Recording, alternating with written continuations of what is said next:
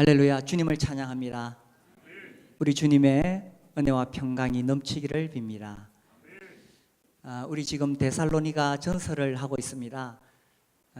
이 서신서는 지도와 함께 읽어야 되기 때문에 아침에 잠시 좀 그 지도를 소개를 드리겠습니다. 이 바울이 1차, 2차, 3차 전도 여행을 하면서 이 서신서를 기록했습니다. 그래서 그 배경을 아는 것이 매우 중요한데, 자, 저 지도에서 오른쪽에 장화가 보이십니까? 이탈리아. 저기 로마가 있죠, 그죠? 장화. 그 다음에 제일 왼쪽에 보시면은 예루살렘이 있죠. 자, 이제 이 예루살렘에서 출발해서 화살표를 따라가려고 합니다. 이 바울의 2차 전도 여행의 경로입니다. 바울이 이 전도 여행을 할 때에 기초 교회, 베이스 캠프가 되었던 교회는 저기 안디옥 교회입니다. 안디옥이라는 도시가 굉장히 많습니다. 저기는 수리아 지역이기 때문에 수리아 안디옥이라고 말합니다. 2차 전도 여행 때 저 수리아 안디옥에서 육로로 위로 올라갑니다. 위로 올라가면은 저기가 이제 갈라디아 지역인데, 비시디아 안디옥, 이고니온, 루스드라, 더베, 저기 이제 갈라디아 지역입니다.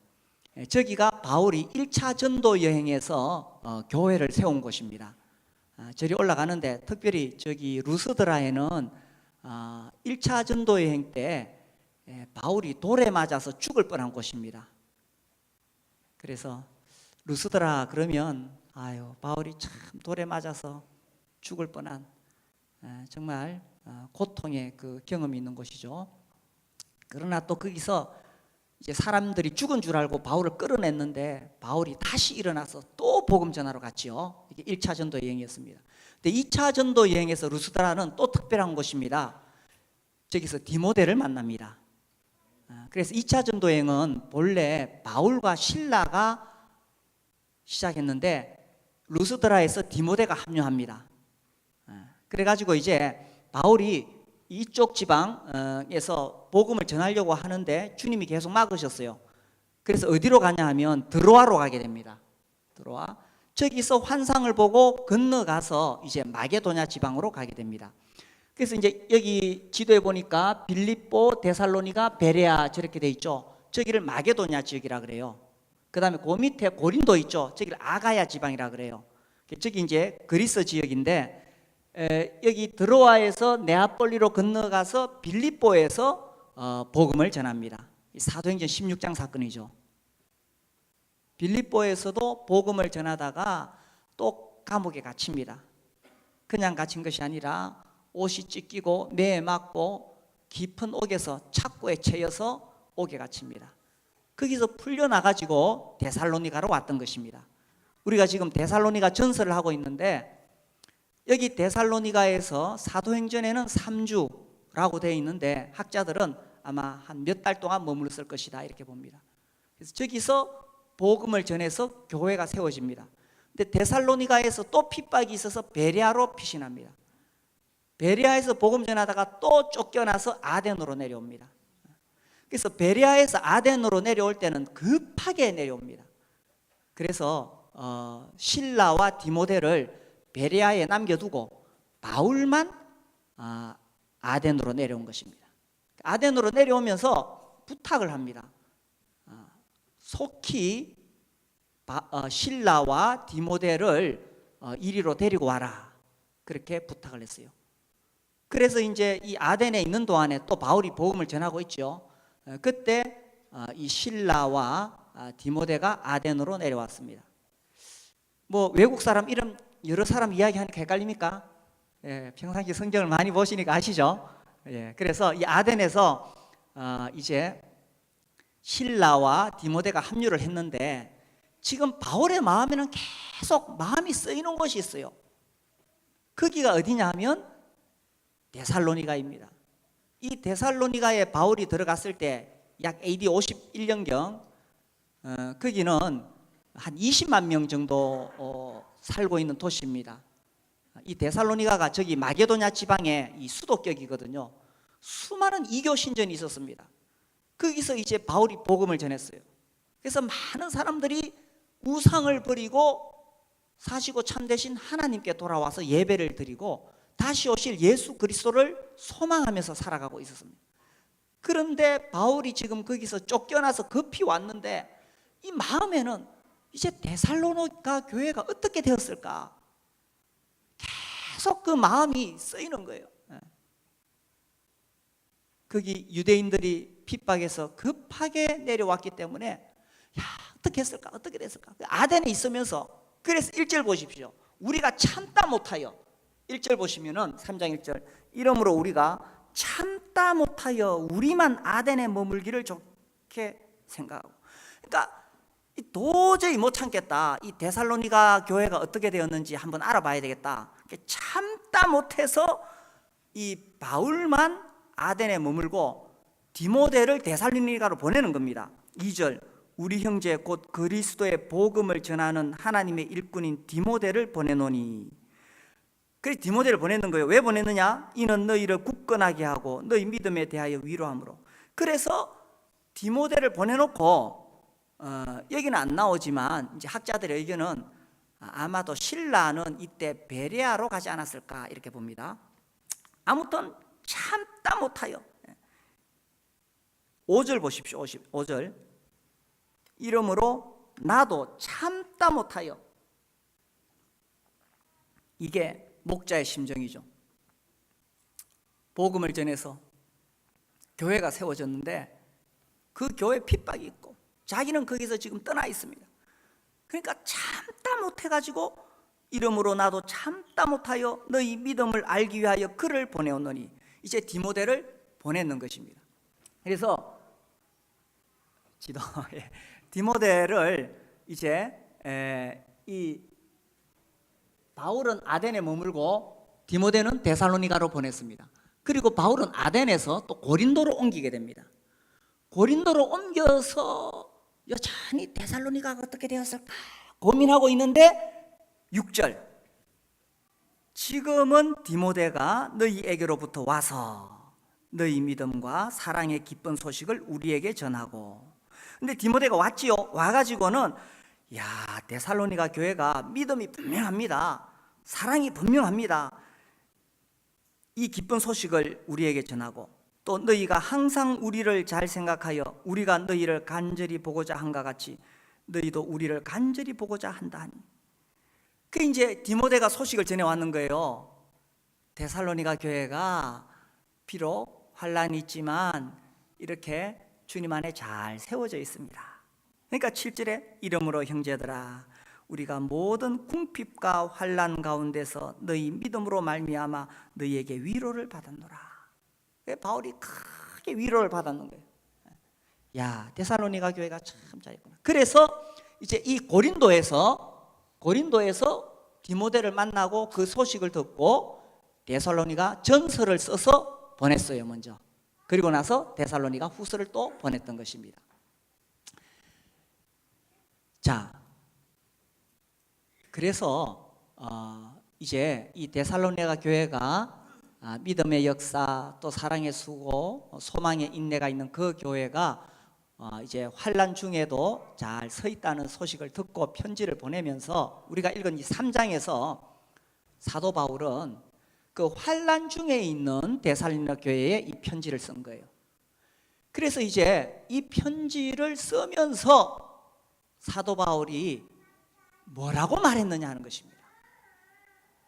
데살로니가 교회는 환란 중에 있는데 이제 환란 중에 있는 그 교회에 이 편지를 쓰면서 그 환란에 대한 메시지를 줘야 되잖아요. 그래서 뭐라고 했느냐? 첫 번째 먼저 말하고자 한 게 뭐냐 하면 그들이 당하고 있는 환란에 대한 올바른 이해가 필요하다는 것입니다. 이제 그들이 환란을 당하고 있는데 이 그들이 당하고 있는 환란이 어떤 의미가 있는지를 설명합니다. 자, 그게 이제 3절과 4절에 나오는데 보십시오. 3절에 보시면 아무도 이 여러 환란 중에 흔들리지 않게 하려 함이라. 자, 우리가 이것을 위하여 세움받은 줄을 너희가 친히 알리라. 자, 여기 나온 이것이 뭘까요? 저는 오랫동안 이 성경을 읽으면서 이것을 잘 이해를 못했습니다. 저는 이것이 이제 그 환난 중에 있는 성도들을 위로하는 것이라고 생각했어요. 그래서 이 환난 중에 있는 성도들을 위로하는 것을 위하여 하나님이 우리를 세우셨다. 제가 그렇게 이해를 했었습니다. 근데 이제 이 성경을 다시 본격적으로 제가 연구하고 살펴보고 하면서 이것이 그것이 아니라는 걸 알았습니다.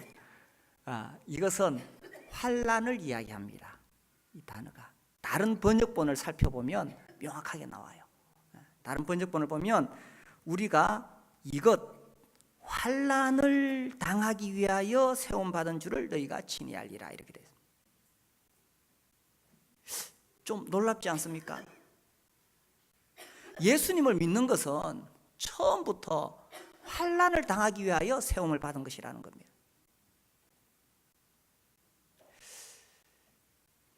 그래서 바울이 편지를 쓰면서 너희들이 환난 당하는 것이 이상한 것이 아니다.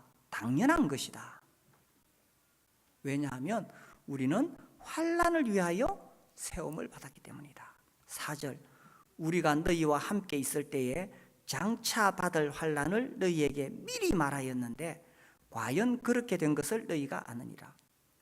그래서 바울은 우리가 환난을 당하기 위하여 세움 받은 줄 알았기 때문에 데살로니가 있을 때부터 미리 말을 했습니다.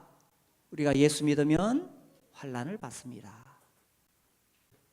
그래서 그리스도인이 환난을 받는 것이 이상한 것이 아니고 당연하다는 것입니다. 교회 역사가 이것을 말해주고 있죠. 사도행전 읽어보면 처음에는 유대인들에게 극심한 환난을 받습니다. 그리고 이제 로마 제국에 의해서 또 계속 핍박을 받죠. 그러다가 313 밀라노 칙령 콘스탄틴 대제 이후에 잠시 그쳐지는 것 같지만 진실한 그리스도인은 또 핍박을 계속 받는 거예요. 초기에 이 그리스도인들은 정말 극심한 핍박을 받았습니다.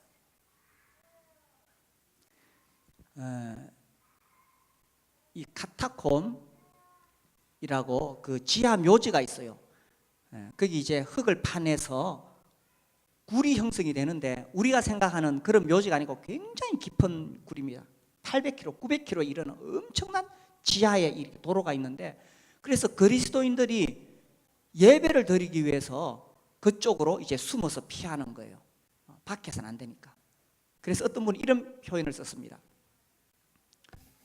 초기의 그리스도인들의 삶은 땅 위의 박해와 땅 아래의 기도로 이어지는 삶이었다. 이렇게 말했습니다. 그들의 삶은 콜로세움과 카타콤으로 표현된다. 땅 위에서는 콜로세움, 땅 아래에서는 카타콤. 이 카타콤의 그 지하 통로는 미로와 같이 복잡했기 때문에 거기로 도망치면 로마 병사들이 따라오지를 못했어요. 그래서 이 모진 박해 속에서 이 카타콤에서 수세대를 그리스도인들이 살고 평생을 햇빛을 보지 못하고 살았던 사람들도 있다고 합니다. 그리고 땅 위에서는 어떻게 됐느냐?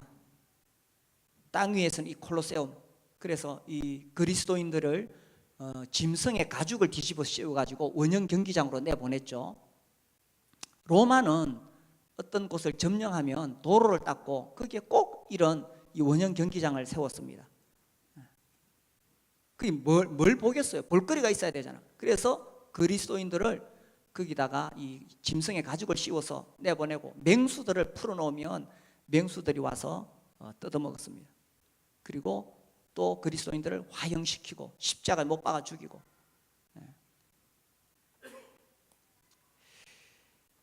그러나 그들의 소망은 언제나 십자가와 부활이었다. 그들에게 있어서 그리스도를 위한 죽음은 그리스도와 함께 부활하여 영원한 주님의 나라에서 사는 영광에 들어가는 문이었다. 그들에게는 분명한 부활의 소망이 있었기 때문에 그런 환난을 당연하게 받았다는 것입니다. 초대교회 성도들은 카타콤에서 떡과 포도주를 나누며 자신들이 그리스도 안에서 한 몸 된 것을 날마다 확인했다. 우리가 우리 교회는 매주 떡과 포도주를 가지고 예배를 드립니다. 이게 이상한 게 아니에요. 매주 하는 것이 자연스러운 겁니다. 이들의 예배는 언제나 그리스도의 살과 피를 기념하는 성찬식이 있었다. 그들은 지상으로 나가면 그리스도의 십자가와 부활의 도를 전했고, 카타콤 안으로 들어와서는 예배를 드리고 교제를 나누며 뜨거운 감사에 젖었다. 그들은 진정 십자가와 부활의 증인들이었고 충성된 그리스도의 사신들이었다. 그래서 환난 받는 것이 이상한 것이 아니라 당연한 것이었다는 것입니다. 그래서 우리가 신약 성경을 읽어보면 두 가지 이슈가 계속 나와요. 하나는 거짓 복음에 대해서 대항하는 것입니다. 참된 복음이 뭐냐? 참된 복음 우리가 반복해서 읽었습니다. 이 데살로니가에 가서 바울이 뭘 전했습니까? 사도행전 17장 2절과 3절에 나오죠. 거기 가서 바울이 성경을 풀어서 그리스도가 해를 받고 죽고 부활한다. 그리고 예수가 바로 그리스도다. 이것이 참된 복음이죠. 바울은 그것을 계속 전했습니다. 그런데 이 거짓 교사들이 와서 계속 혼란을 시키는 겁니다. 그래서 율법주의, 신비주의, 자꾸 이런 거 그죠?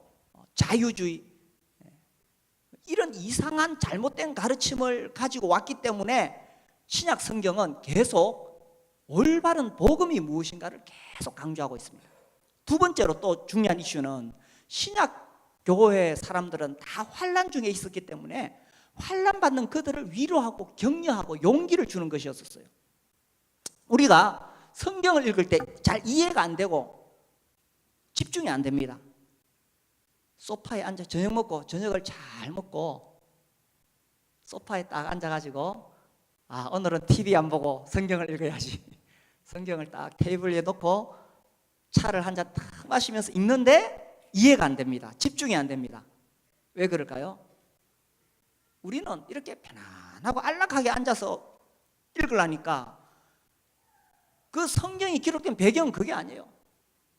그들은 쫓겨다니면서 목숨의 위협을 받고 직장에서 쫓겨나고 재산 다 뺏기고 그러면서 떡과 잔을 가지고 주님을 기념하는 사람들이었거든요. 그들을 대상으로 성경을 기록했기 때문에 안락한 자리에서 있는 사람이 이게 이해가 안 되는 게 당연한 거죠. 그래서 바울이 데살로니가 성도들에게 편지를 쓸 때에 우리가 환난 받는 것이 당연하다는 거예요. 이상한 게 아니고 당연하다는 거예요. 그런데 오늘날 우리는 왜 환난을 안 받지요?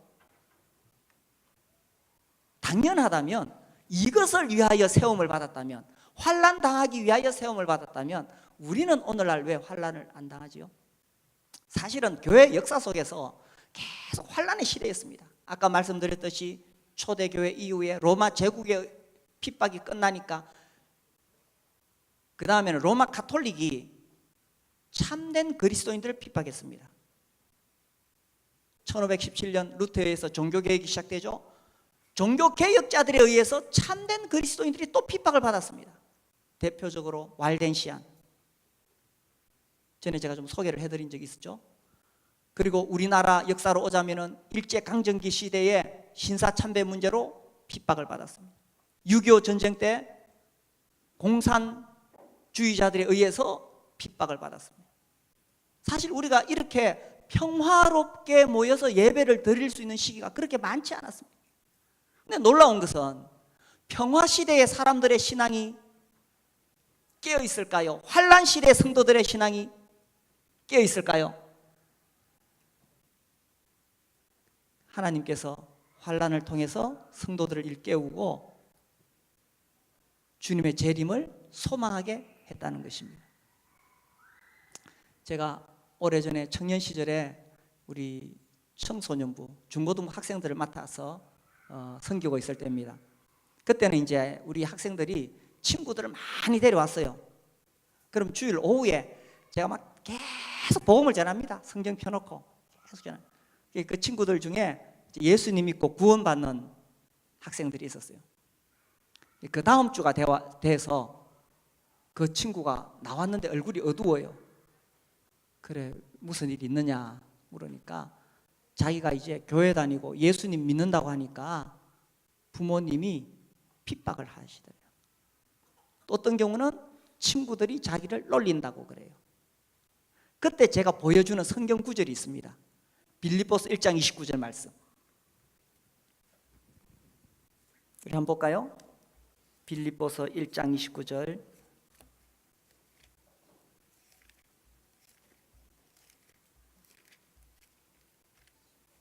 이렇게 돼 있죠.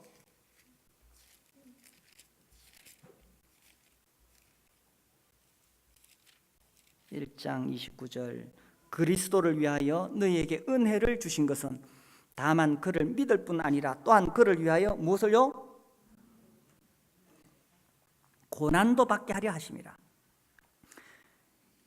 그리스도를 위하여 너희에게 은혜를 주셨죠. 놀라운 하늘의 은혜를 우리에게 주셨는데 그 은혜를 주신 이유가 그를 믿을 뿐 아니라 무엇도 받는다고요? 고난도 받는 것이다. 그래서 예수님을 믿을 때에 고난이 오는 것은 이상한 것이 아니고 당연하다는 것입니다. 오히려 내가 정말 예수님을 믿는데 내가 예수 믿는 것 때문에 고난이 없다면 그것이 이상한 그런 겁니다. 혹시나 내가 세상과 타협하면서 살기 때문에 고난이 없는 건 아닌가? 내가 혹시나 직장에서 적당히 불신자들하고 어울려 살기 때문에 고난이 없는 것은 아닌가? 내가 교회에서 정말 주님을 위해서 시간과 물질을 투자하고 열심히 전도하지 않기 때문에 고난이 없는 것은 아닌가? 라는 것입니다. 성경은 고난받는 것이 당연하다. 그래서 이 사도 바울이 데살로니가 교회에 그들은 지금 환난 가운데 있는데 어렵고 힘들겠죠. 그걸 지켜보는 사도의 마음도 안타깝겠죠. 그들에게 위로하는 첫 번째 메시지가 우리가 환난을 받는 것이 당연하다 하는 것입니다. 자, 그래서 질문을 해보게 되는 거죠. 왜 이런 환난이 있는 것입니까? 왜 이런 환난이 있습니까? 자, 5절 말씀을 볼까요?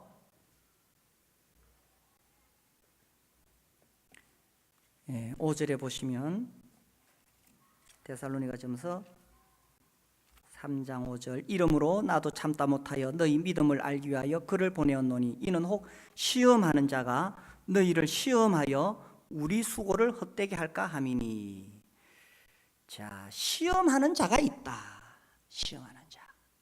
그래서 바울이 정말 그 매를 맞고 쫓겨다니면서 복음 전해서 교회를 세웠는데 그 바울의 수고를 헛되게 하려고 하는 시험하는 자가 있다는 것입니다.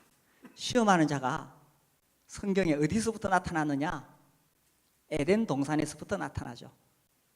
하나님께서 에덴 동산에 아담과 하와를 두시고 하나님 주신 것을 다 누리도록 하셨습니다. 그때 이 시험하는 자가 나타나 가지고 하와를 유혹하잖아요. 시험하는 자가 항상 있다는 것입니다. 특별히 하나님의 역사가 일어나는 곳에 시험하는 자가 나타납니다. 특별히 복음의 역사가 일어나는 곳에 시험하는 자가 꼭 나타납니다. 바울이 그렇게 힘을 다해서 복음 전하고 교회를 세웠을 때에 절대 사탄이 가만히 안 있습니다.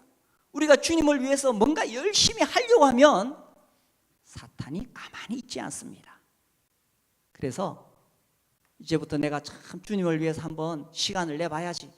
내가 이제 한번 이번 가을에 내가 성경을 다 읽어야지.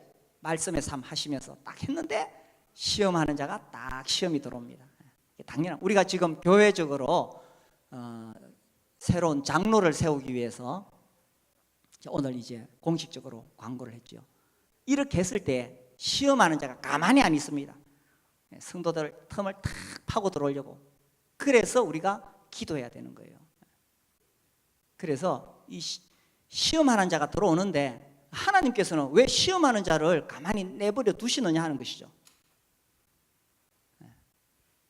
시험하는 자는 우리를 넘어뜨리려고 다가오지만 우리가 그 시험을 잘 이겨내게 되면 그 과정을 통해서 우리가 더 성숙하고 성장하게 된다는 것입니다.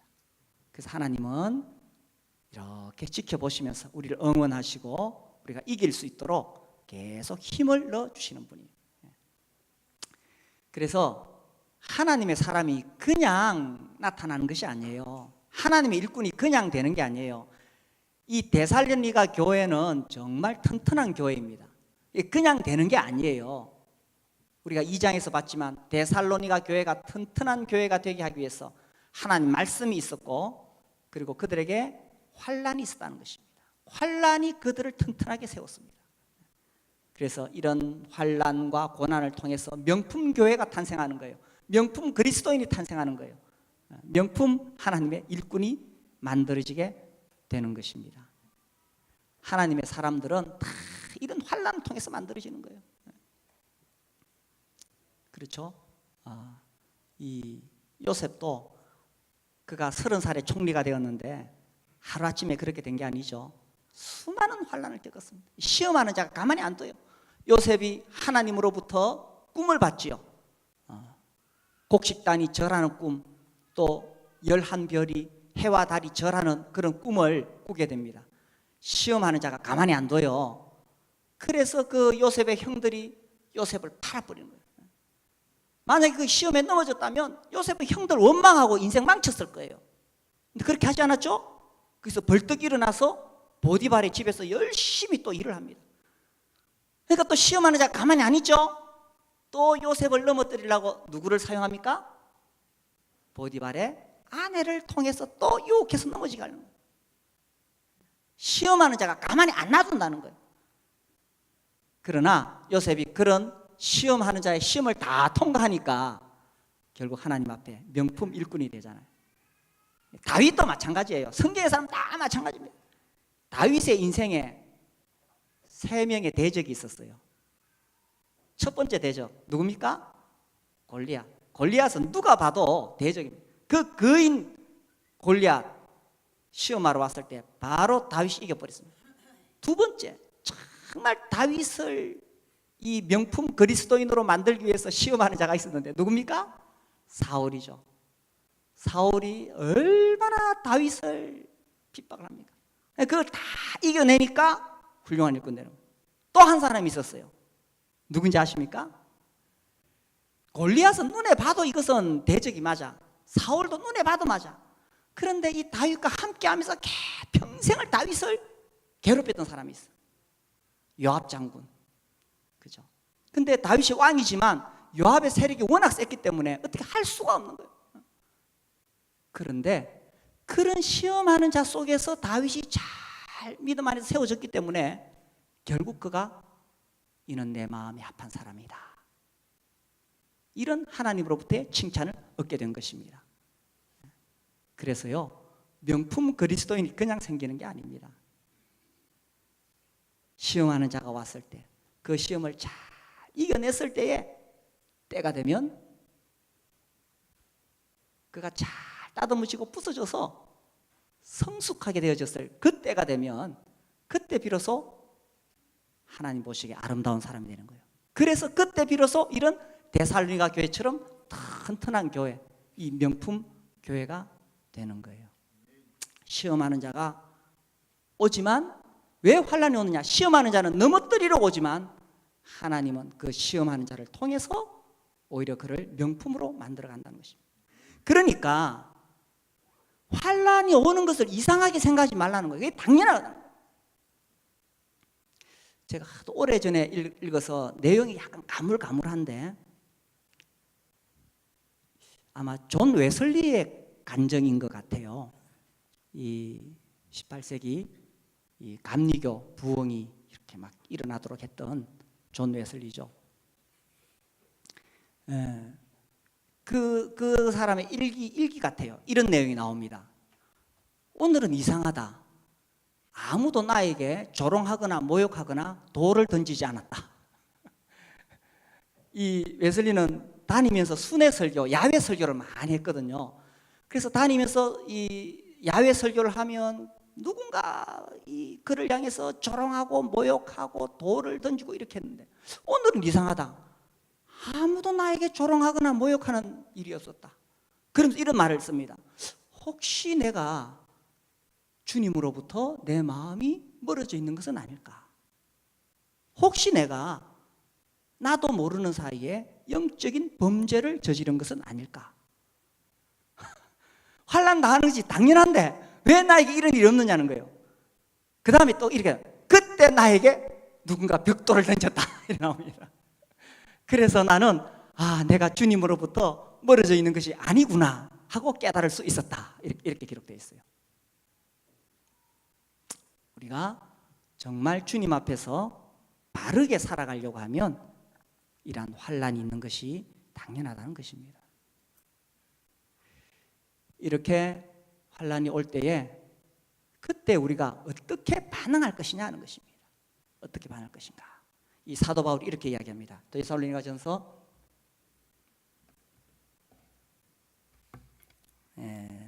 3장 8절, 그러므로 너희가 주 안에 굳게 선적 우리가 이제는 살리라.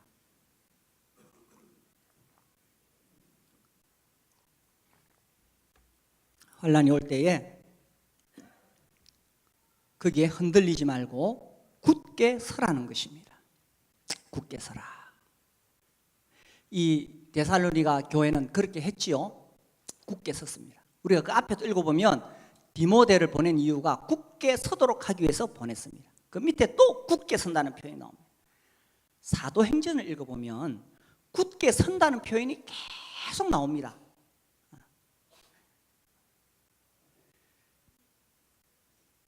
우리가 하나님의 나라에 들어가기 위해서는 많은 환난을 겪어야 된다. 이 루스드라에서 바울이 돌을 맞고 일어난 다음에 또 그렇게 하죠. 그래서 계속 환난이 오는데 그때마다 바울이 위로했던 메시지가 이것입니다. 우리가 굳게 서야 된다. 굳게 선다의 반대말이 뭐냐 하면 요동한다, 흔들린다, 이런 뜻이죠. 좀 어려움이 올 때에 흔들리는 사람은 조금만 어려움이 와도 계속 흔들립니다. 평생 흔들리고, 어려움이 오니까 그 자리에서 굳게 서서 버텨야 되는데 못 버티니까 또 도망가는 거예요. 이쪽으로 도망가다가 또 어려움이 오니까 또 이쪽으로 도망가는 거예요. 평생 그런 거예요. 지금부터 약 3000년 전에 사사시대였습니다. 그때에 이 사사시대에 엘리멜렉이라는 사람이 살았어요. 그 아내 이름은 나오미죠. 이 엘리멜렉과 나오미가 부부고 아들이 둘이 있었는데 그들이 살았던 이 베들레헴에 흉년이 들었어요. 흉년이 들었을 때 이 사람들이 모압 땅으로 이사를 갑니다. 그 흉년을 피해서 이사를 가는 거예요. 그러니까 거기 어려움이 있다고 해서 이사를 갔는 거예요. 다른 사람들은 흉년이 있어도 그 땅에 버티고 살고 있었어요. 그런데 이 부부는 이사를 갔어요. 이사 가서 어떻게 됐느냐, 그 아들들 모압 며느리를 맞이해서 결혼을 시켰습니다. 그런데 결국 엘리멜렉 죽고 말론과 기럨 두 아들도 죽고 남은 사람 누구냐? 과부 3명 남았습니다. 그래서 이제 나오미가 룻과 함께 올라오게 되죠. 다시 베들레헴으로, 고향 땅으로 돌아오게 됩니다. 다른 사람들은 그때까지 다 베들레헴에 남아가지고 그 흉년 이기고 그 다음에 또 농사 지어서 다 이렇게 살고 있었는데, 이 사람들은 흉년 들었다고 이방인의 땅에 가가지고 살다가 다 잃어버리고 폭삭 망했을 뿐만 아니라 남자들 다 죽었어요. 물론 여자도 중요하지만 고대 시대에 노동력은 남자에게 있잖아요. 남자를 다 죽었어요. 완전히 폭삭 망하고, 그래도 올라온 것은 참 잘한 거죠. 거기서 안 올라오고 거기서 주저앉았으면 더 실패할 뻔했죠. 그러니 흉년 들었다고 다른 곳으로 도피한다고 문제 해결되는 것은 아니라는 거예요. 아무리 흉년이 들어도 거기서 버티면 살아남는데, 거기서 현실 도피 다른 곳으로 도망가면 더 망한다는 것입니다.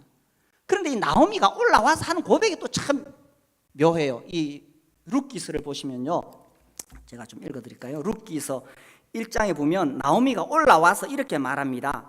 1장 20절에 나오미가 그들에게 이르되 나를 나오미라 부르지 말고 나를 마라라 부르라. 이는 전능자가 나를 심히 괴롭게 하셨습니다.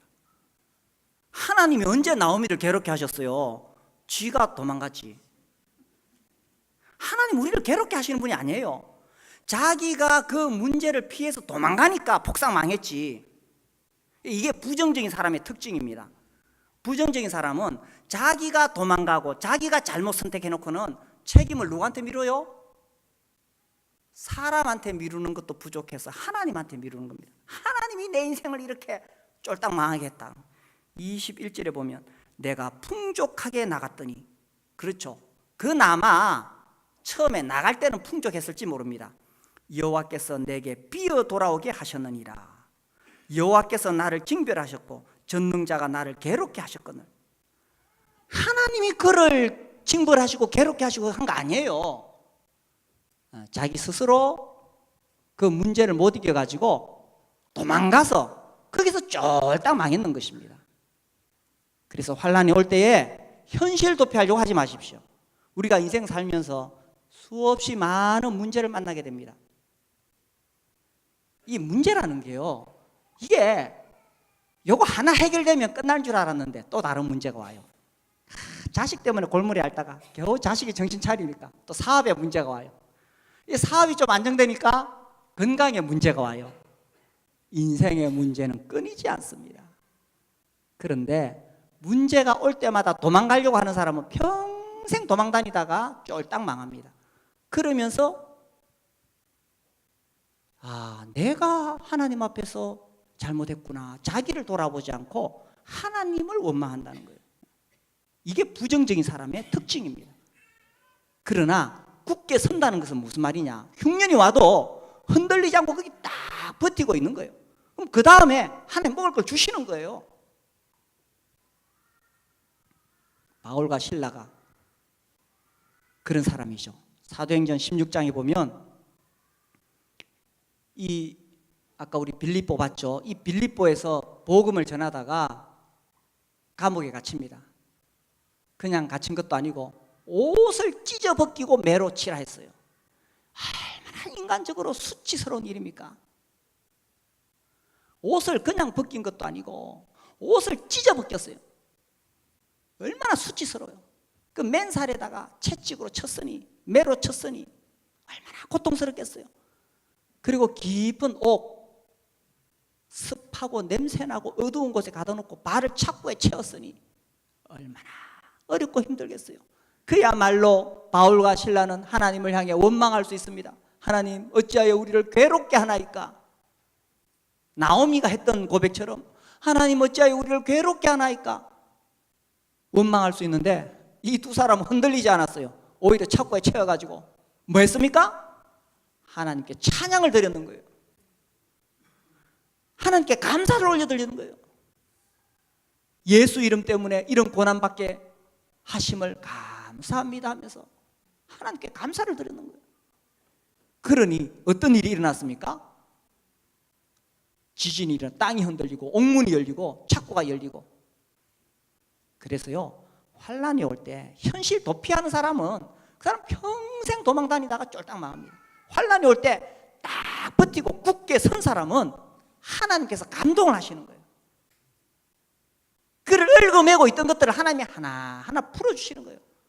그를 묶고 있던 착고가 풀리고 가두었던 옥문이 열리고. 그래서 환란이 올 때 굳게 서라, 굳게 서라.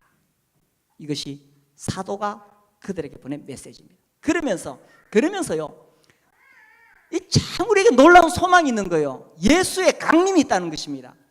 언제까지나 이렇게 가는 것이 아니라 이제 곧 예수께서 다시 오시는, 우리에게는 최후의 소망이 있다는 것입니다. 끝이 어떻게 될까를 아는 사람은 지금 고난을 받더라도 흔들리지 않아요. 그죠? 우리 영화 보다가 막 주인공이 쫓겨가고 막 위험에 처해도 뭐 그렇게 걱정 안 하죠. 주인공이니까. 주인공 안 죽어요. 우리의 신앙생활이 그러하다는 것입니다. 비록 시험하는 자가 와서 우리를 시험하고 흔들지라도 우리의 인생이 실패로 끝나지 않는다는 것입니다. 우리에게는 최후의 승리가 약속되어 있다는 것입니다. 예수께서 강림하시는 그날에 최후의 승리가 우리에게 약속되어 있다는 것입니다. 그렇기 때문에 우리가 흔들리지 말고 환난이 올지라도 도망가지 말고 딱 버티면서 사랑과 거룩함으로 주님이 다시 오시기를 바라면서 살아가는 것입니다. 우리 형제자매님들, 예수 믿는 것 때문에 손해볼 수 있어요. 예수 믿는 것, 물론 예수 믿기 때문에 우리가 복을 받을 수도 있습니다. 그러나 기복신앙은 아니에요. 그러나 기복신앙을 뛰어넘는 놀라운 하늘의 복이 우리에게 주어졌다는 것입니다. 그리고 어려움 당할 때에 우리 인간은 본성적으로 자아의 사람, 자아가 강해요. 나 중심이고 내가 왕이죠. 환난이 오면 이 자아가 깨져요.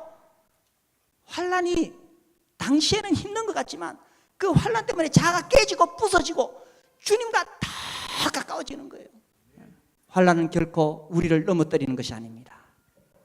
우리를 주님과 더 가깝게 하고 우리를 주님 앞에 바로 서게 하고 뿐만 아니라 이제 이 땅의 소망이 이게 아무것도 아니라는 걸 알기 때문에 주님의 다시 오심을 더 간절히 기다리게 되는 거예요. 여러분 천국의 집을 사모하십니까? 아마 여기 계신 분들 중에 제가 가장 사모하게 될지 모릅니다. 이 땅에서의 환난이 주님의 다시 오심을 바라보게 하고 우리의 소망을 굳건하게 하고 우리를 주님 안에 바르게 세운다는 사실을 깨닫고 환난 가운데 흔들리지 말고 거룩함과 사랑으로 살아가시게 되기를 바랍니다. 함께 일어나서 기도하겠습니다.